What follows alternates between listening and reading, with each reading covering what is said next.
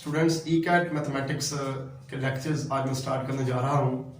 आज पहला लेक्चर है जिसमें हम पार्ट 1 का चैप्टर नंबर 1 नंबर सिस्टम इसके ऊपर डिस्कशन स्टार्ट करने लगे हैं। क्योंकि आपके ई कैट के पेपर में एमसीक्यूज आने हैं तो हम ऑब्जेक्टिवली डिस्कस करेंगे और टेक्निकल चीज़ें डिस्कस करेंगे, क्योंकि ई कैट के पेपर में सिंपल एमसीक्यूज नहीं आता बल्कि टेक्निकलिटीज पूछी जाती हैं।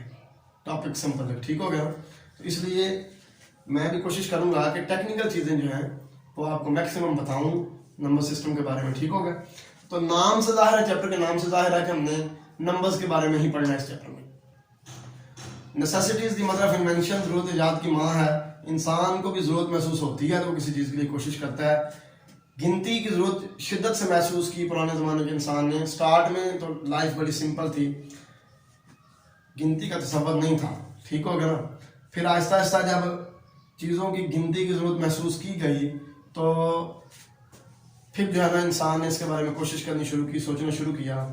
मिस्री जो थे ना वो 5000 BC में अलामतें यूज़ करते थे और एक अलामत को जितनी दफ़ा ज़रूरत होती थी रिपीट करना पड़ता था, लंबा हो जाता था मामला, ठीक है। तो सबसे पहले नेचुरल नंबर्स का सेट, नेचुरल नंबर्स का सेट सबसे पहले इंट्रोड्यूस करवाया गया, जिससे हमारी गिनती की जरूरत तो पूरी हो गई। गिनती की जरूरत है ना वो तो नेचुरल नंबर्स के सेट ने पूरी कर दी। चीज़ें कितनी हैं? ये 35 चीज़ें हैं जी, ये 36 चीज़ें हैं जी, ये 100 हैं जी, ठीक है। तो ये तो इसमें सारे आ गए ना, नेचुरल नंबर्स ने गिनती की जरूरत तो पूरी कर दी, ठीक हो गया। लेकिन जब माशरे में एडवांसमेंट होती है तो मुख्तलिफ किस्म की रिसर्चेज जो है उनमें नई चीज़ें जब सामने आती हैं, नई चीज़ों की जरूरत महसूस होती है तो इंसान फिर उनके लिए कोशिश करता है सोल्यूशन निकालने की। इस तरह की जो इक्वेशन थी ना, जिसमें जो कि x + a = b, जबकि a b दोनों नेचुरल नंबर्स थे लेकिन a और b इक्वल भी थे, a और b इक्वल भी थे, ठीक हो गया। जैसे ये देखें 2 और 2 इक्वल है, तो इस तरह की इक्वेशन का सोल्यूशन नेचुरल नंबर्स के सेट में नहीं था, ठीक हो गया ना। तो फिर होल नंबर्स का सेट इंट्रोड्यूस कराया गया, जिसमें नेचुरल नंबर्स के साथ 0 शामिल कर दिया गया, होल नंबर्स का सेट बन गया। लेकिन क्योंकि अभी कुछ और टाइप्स की इक्वेशंस भी हो सकती थी, जैसे इस तरह की equation x + a = b such that a and b are natural numbers but a is greater than b। इस तरह की जो इक्वेशन थी ना, इसका सोल्यूशन होल नंबर्स के सेट में भी मौजूद नहीं था। जैसे देखें मैं लिखता हूँ x + 4 = 2, क्योंकि मैंने लिखा a greater than b, a greater than b। तो अब इसका सोल्यूशन जो है वो नहीं है, नेगेटिव इंटीजर्स की जरूरत महसूस हुई, ठीक है।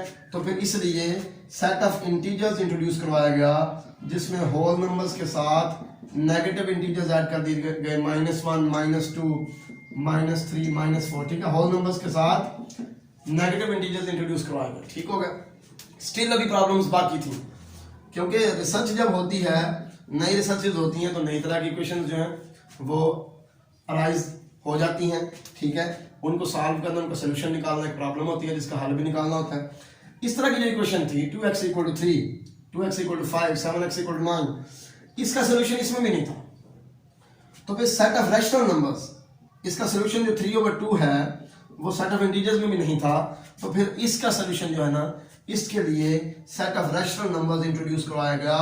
रैशनल नंबर ऐसा सेट होता है, ऐसा नंबर होता है कि जिसको p/q की फॉर्म में लिखा जा सके, जबकि q नॉन जीरो होना चाहिए और p और q दोनों इंटीजर्स हैं, दोनों इंटीजर्स होने चाहिए। मतलब दोनों ये इस सेट को, सेट ऑफ इंटीजर्स को बिलोंग करने चाहिए लाजमी, ये बात आप ज़हन में रखें। फिर p/q जो है ये रैशनल नंबर्स का सेट होगा। यहाँ पे मैं एक चीज और बता दूं, ये आपकी बुक में, फर्स्ट ईयर की बुक में रैशनल नंबर की इतनी सी डेफिनेशन कर दी गई है, ठीक है। हालांकि कोई भी rational number pure rational number तब होता है जब इन दो कंडीशंस के साथ साथ एक कंडीशन ये भी हो कि p और q आपस में रिलेटिवली प्राइम है, मतलब इन दोनों का हाईएस्ट कॉमन फैक्टर या ग्रेटेस्ट कॉमन डिवाइजर आप कह रहे 1 है।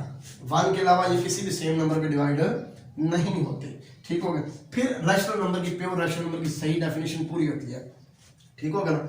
अब आपकी बुक में जो इतनी सी डेफिनेशन है इसके मुताबिक तो 4/12 भी रैशनल नंबर है, ठीक हो गया, क्योंकि 4 भी z का एलिमेंट 12 भी z का एलिमेंट, p ओवर q बन गया। बस q पे रिस्ट्रिक्शन है कि वो 0 नहीं होना चाहिए, समझ आ गई। तो इसी तरह 4 ओवर 12 रैशनल नंबर है, लेकिन अगर इसको सिंप्लीफाई कर रहे हैं तो ये जो 1 ओवर 3 है ये प्योर रैशनल नंबर है, ठीक हो गया, क्योंकि अब 1 और 3 आपस में रिलेटिवली प्राइम है, इनका एचसीएफ जो है ये 1 है। अब मैं एक नंबर आपके सामने लिखता हूं 7 ओवर 49, तो ये रैशनल नंबर तो है, पी ओवर क्यू की फॉर्म में है, ठीक है, लेकिन ये प्योर नहीं है, इसको कैंसिल कर रहे हैं। मजीद सिंप्लीफिकेशन जब पॉसिबल ना हो तो पी ओवर क्यू फॉर्म का जो नंबर है वो रैशनल नंबर होता है, शर्त ये है कि पी और क्यू दोनों जेड का एलिमेंट हो। अब किसी रिसर्च में ऐसी इक्वेशन भी राइज हो गई x के इक्वल टू a, इसका सोल्यूशन भी दरपेश हो गया कि इसको कैसे सॉल्व करना है। यहां पे a क्या था, a is not a perfect square, a is not a perfect square, ठीक हो गया। तो इसके लिए फिर क्या किया गया, plus minus a square root type के नंबर इंट्रोड्यूस करवाए गए जिनको इर्रेशनल नंबर्स का नाम दिया गया, ठीक हो गया, इर्रेशनल नंबर्स। अब इर्रेशनल नंबर्स के सेट को हम क्यू डैश से रिप्रेजेंट करते हैं। मैं मिसाल इसकी दे दूं, एक एग्जांपल दे दूं। फर्स्ट कर मैं लिखता हूं प्लस माइनस 3 स्क्वायर रूट, तो ये जो नंबर है ये इर्रेशनल नंबर है, क्योंकि 3 जो है ये परफेक्ट स्क्वायर नहीं है, ठीक हो गया। तो इस तरह के नंबर्स के सेट को सेट ऑफ रैशनल नंबर्स कहा गया और क्यू डैश से रिप्रेजेंट किया गया, set of irrational numbers, set of irrational numbers, और इस सेट को क्यू डैश से रिप्रेजेंट कर दिया गया, ठीक हो गया जी। अब ये जो सेट ऑफ इर्रेशनल नंबर्स हैं और जो सेट ऑफ रैशनल नंबर्स हैं, इन दोनों सेट्स की डेसिमल रिप्रेजेंटेशंस भी हैं, ठीक हो गया ना, क्योंकि देखा ना कोई नंबर जरूरी नहीं कि पी ओवर क्यू फॉर्म में हो, बल्कि वो डेसिमल फॉर्म में भी हो सकता है, इशारिया वाला, ठीक हो गया। फिर हम उसमें कैसे पहचानेंगे कौन सा रैशनल है और कौन सा इर्रेशनल नंबर है। जो रैशनल नंबर है ना उसकी दो किस्म की, रैशनल नंबर की दो किस्म की डेसिमल रिप्रेजेंटेशन है, ठीक हो गया। अगर कोई डेसिमल टर्मिनेटिंग डेसिमल है, टर्मिनेटिंग डेसिमल मतलब मैं लिखता हूं 2.7964, ठीक हो गया। टर्मिनेटिंग का क्या मतलब है, टर्मिनेट हो जाना मतलब खत्म हो जाना, मुनकता हो जाना, ठीक है। तो 2.7964 अशारिया के बाद डेसिमल पार्ट में अगर हिस्सों की तादाद हम गिन सकें तो फिर हम कहते हैं हमारा जो डेसिमल है ये टर्मिनेटिंग डेसिमल है। तो हर टर्मिनेटिंग डेसिमल जो ये रैशनल नंबर होता है, क्योंकि किसी भी टर्मिनेटिंग डेसिमल को हम लोग p ओवर q की फॉर्म में लिख सकते हैं, ठीक है। इशारिया की जगह पे 1 आ जाएगा, बाकी सारे 0 आ जाएंगे, ये p ओवर q की फॉर्म में आ गए। लिहाजा क्योंकि हर टर्मिनेटिंग डेसिमल जो है, मैं टर्मिनेटिंग डेसिमल दोबारा रिपीट कर दूं कि ऐसा डेसिमल जिसमें पॉइंट के बाद जो डिजिट्स है वो गिने जा सकते हैं, फाइनाइट है, ठीक होगा ना। इसमें 4 1 2 3 4, तो ऐसा नंबर हमेशा रैशनल नंबर को रिप्रेजेंट करता है क्योंकि उसको p ओवर q की फॉर्म में लिखा जा सकता है। अब हम इधर आते हैं जो रेकरिंग डेसिमल, रिकरिंग पार्ट नहीं है, रेकरिंग पार्ट नहीं, ठीक है। कोई रेकरिंग पढ़ता है, कोई रिकरिंग पढ़ता है। जो रेकरिंग डेसिमल है वो कौन सा डेसिमल होता है कि जिसमें डेसिमल पार्ट में यानी कि अशारिया के बाद वाले हिस्से में एक या एक से ज्यादा नंबर इन्फिनिटली रिपीट, एक या एक से ज्यादा डिजिट्स इन्फिनिटली रिपीट हो, ठीक हो गया। जैसे मैंने ये लिखा 145 145 145, ये 3 डिजिट्स इन्फिनिटली रिपीट हो रहे हैं, ठीक है। एक डिजिट भी रिपीट हो सकता है 0.333333, ठीक है। ये भी रेकरिंग डेसिमल है। ये जो रेकरिंग डेसिमल है ना ये भी रैशनल नंबर होता है। उसकी वजह क्या है कि हर रेकरिंग डेसिमल को भी हम p ओवर q की फॉर्म में लिख सकते हैं, ठीक हो गया ना, p ओवर q की फॉर्म में लिख सकते हैं। तो p ओवर q की फॉर्म में लिखना, आप चैप्टर 6 जो है ना आपका सीक्वेंस एंड सीरीज सम मतलब फर्स्ट ईयर का चैप्टर 6, उसमें आप इनफिनिट ज्योमेट्रिक सीरीज के सम का फार्मूला लगा के अपने रेकरिंग डेसिमल को p ओवर q की फॉर्म में लिखते हैं। इसलिए हर recurring decimal p over q की फॉर्म में लिखा जा सकता है। जैसे 0.333 जो है असल में क्या होता है 1/3, क्योंकि हर recurring decimal p over q की फॉर्म में लिखा जा सकता है, इसलिए हर रेकरिंग डेसिमल जो है ये भी रैशनल नंबर है, ठीक है। तो रैशनल नंबर की एक तो ये पहचान हो गई कि ये p ओवर q की फॉर्म में हो, जबकि p q दोनों z को बिलोंग करें, q नॉट इक्वल टू 0 हो, ठीक है। और अगर प्योर रैशनल नंबर की बात करें तो p और q आपस में रिलेटिवली प्राइम होने चाहिए, ठीक हो गया। दूसरी बात ये अगर डेसिमल फॉर्म में दिया हुआ नंबर तो उसको कैसे पहचानेंगे कि वो रैशनल है कि नहीं। अगर वो टर्मिनेटिंग डेसिमल है यानी कि अशारिया के बाद वाले जो हिस्से हैं वो गिने जा सकते हैं तो फिर जो है ना वो रैशनल नंबर है। अगर रैकरिंग है यानी कि अशारिया के बाद एक या एक से ज्यादा हिस्से बार बार रिपीट हो रहे हैं इन्फिनिटली तो फिर भी वो रैशनल नंबर है। ठीक हो गया। जबकि इर्रेशनल नंबर की सिर्फ एक ही किस्म की डेसिमल रिप्रेजेंटेशन है, वो कौन सी है कि अगर हमारा डेसिमल जो है वो नॉन टर्मिनेटिंग नॉन रिपीटिंग है, नॉन टर्मिनेटिंग नॉन रिपीटिंग, ना किसी खास पैटर्न में एक या एक से ज्यादा डिजिट्स रिपीट हो रहे हैं और ना ही वो कहीं एंड हो रहे हैं, तो फिर ऐसा नंबर जो है ये पी ओवर क्यू की फॉर्म में नहीं पुट कर सकते हम लोग। लिहाजा ये नंबर जो है ये इर्रेशनल नंबर होता है। Non terminating and non repeating irrational, जो नॉन टर्मिनेटिंग भी हो नॉन रिपीटिंग भी हो, ऐसा नंबर हमेशा इर्रेशनल नंबर होगा। अब मैं आपके सामने कुछ नंबर्स लिखता हूं और उनके बारे में डिस्कस करते हैं कि ये रैशनल है कि इर्रेशनल है। ठीक है, मैंने लिख दिया जी 2√7। ठीक हो गया। फिर मैं लिखता हूं 3/5। ठीक है, फिर मैं लिखता हूं 4। ठीक हो गया। उसके बाद मैं लिखता हूं जी 1/7 फिर मैं लिख देता हूं 0.795। ठीक है, फिर मैं लिखता हूं 1.444444 एंड सो ऑन। ठीक, एक नंबर मैं ले लेता हूं जी 3.765492896537 एंड सो ऑन। ठीक हो गया। तो अब मैं आपके साथ डिस्कस करता हूं कि इनमें से कौन सा रैशनल नंबर है और कौन सा इर्रेशनल नंबर है। ठीक हो गया। ये नंबर जो है ये पी ओवर क्यू की फॉर्म में तो है, ठीक है, लेकिन ये नंबर रैशनल नंबर नहीं है क्योंकि मैंने जो रैशनल नंबर की आपको डेफिनेशन करवाई है उसके मुताबिक पी ओवर क्यू की फॉर्म में भी नंबर होना चाहिए और पी भी जेड का एलिमेंट यानी कि सेट ऑफ इंटीजर्स में होना चाहिए और क्यू भी सेट ऑफ इंटीजर्स में होना चाहिए। ठीक है, सेट ऑफ इंटीजर्स क्या है? 0 +n - 1 +n - 2 +n - 3 and so on. ठीक होगा ना।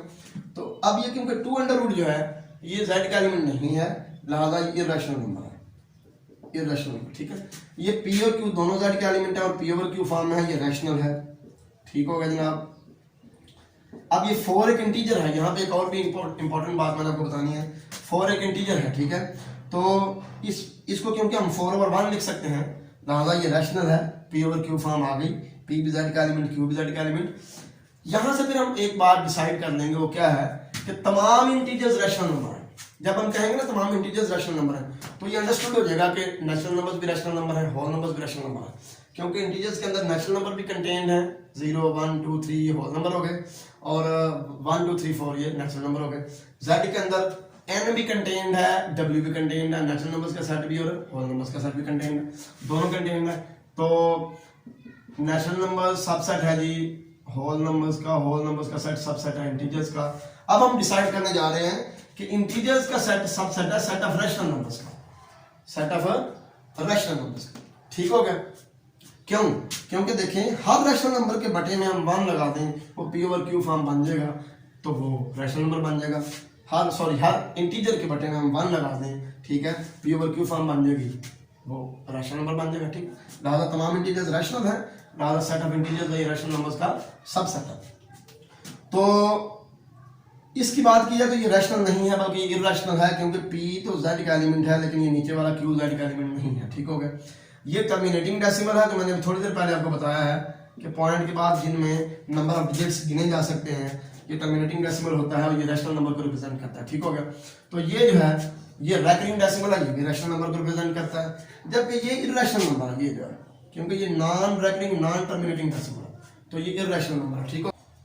दो इंपॉर्टेंट नंबर्स डिस्कस करने जा रहा हूं कि वो रैशनल है कि इर्रेशनल है। सबसे पहले पाई की बात करते हैं, ठीक है, जिसको हम आर्शिमीदेस कांस्टेंट भी कहते हैं, पाई। ठीक हो गया। और उसके बाद ई जिसको हम आयलर नंबर या नेपियर कांस्टेंट कहते हैं। ठीक हो गया।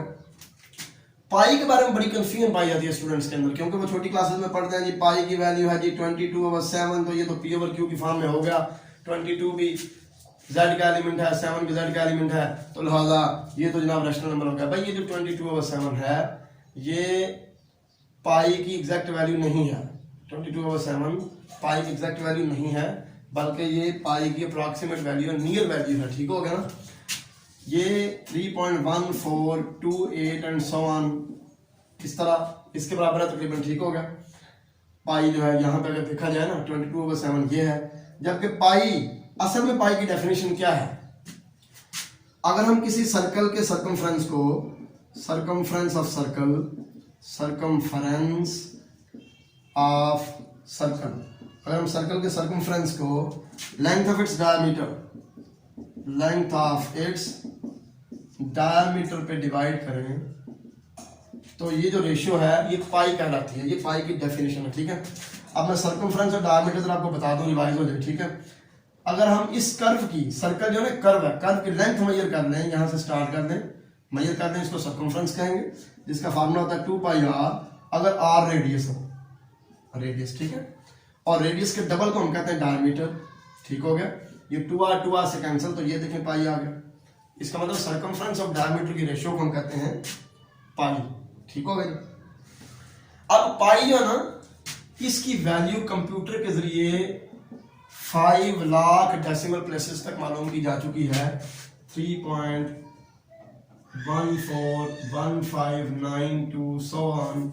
ये 5 लाख डिजिट्स तक भी खत्म नहीं हो रही, ना ये रैकर करती है, ना रैकरिंग है ना टर्मिनेटिंग है। ठीक है। तो लिहाजा पाई का क्या हुआ? Irrational number, irrational number. ठीक है।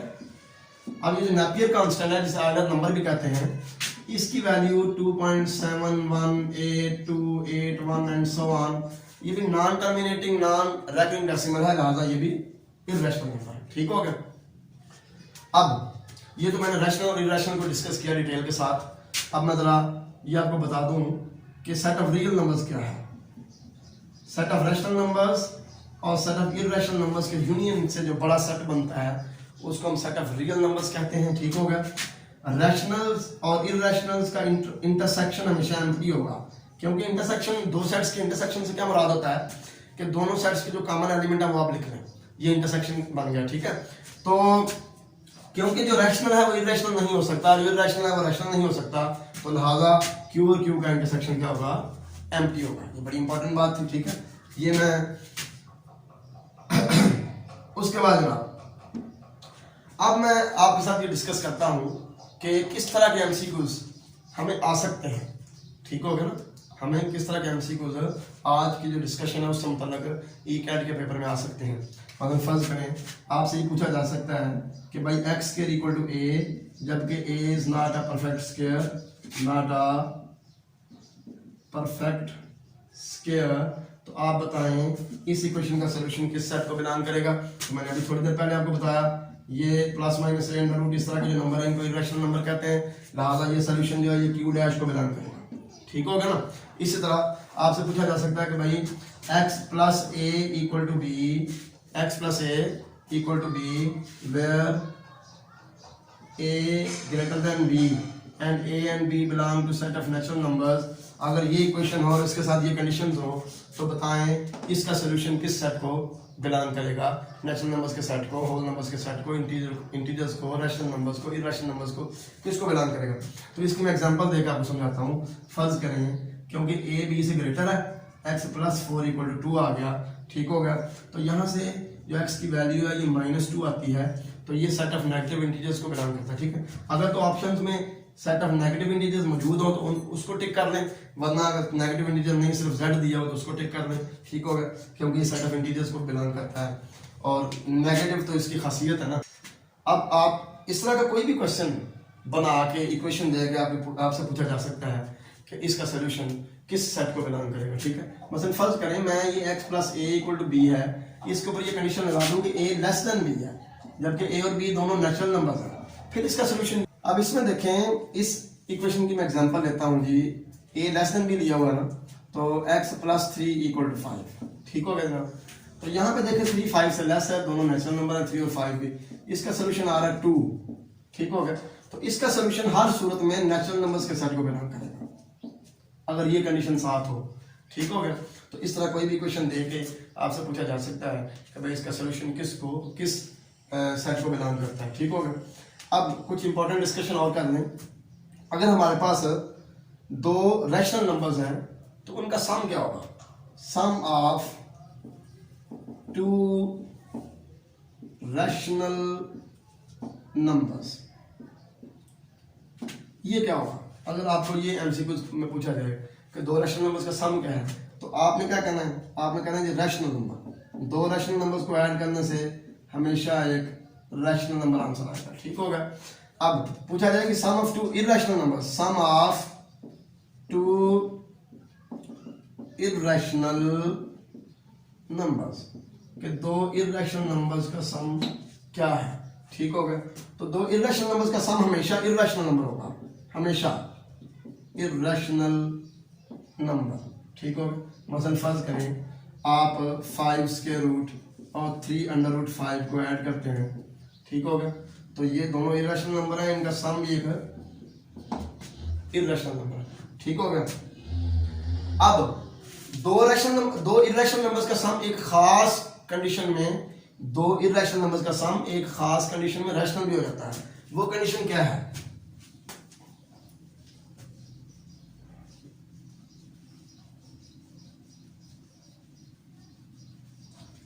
वो कंडीशन ये है कि अगर दोनों इररेशनल नंबर एक दूसरे के कॉन्जुगेट हो, मतलब फर्ज करें 2 प्लस स्क्वायर रूट 3 एक रैशनल नंबर है और 2 माइनस स्क्वायर रूट 3 एक और रैशनल नंबर, ये दोनों इररेशनल नंबर है। ठीक है, ये दोनों इररेशनल नंबर हैं, लेकिन ये दोनों एक दूसरे के कॉन्जुगेट हैं। ये 2 प्लस 3 स्क्वायर रूट है, ये 2 माइनस 3 स्क्वायर रूट है।